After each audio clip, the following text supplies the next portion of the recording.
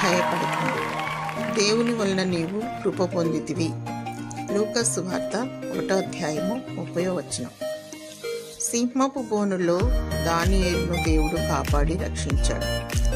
దానియేలు భక్తిపరుడు, ప్రార్థనాపరుడు. నీ భక్తి నీకు ధైర్యం పుట్టిస్తుంది. నీ చుట్టూ క్రూర జంతువుల్లాంటి మనుషులు నిన్ను ఏమీ చేయలేరు. దేవుడు తన కృప చేత నిన్ను కాపాడును. ధైర్యంగా ఉండును.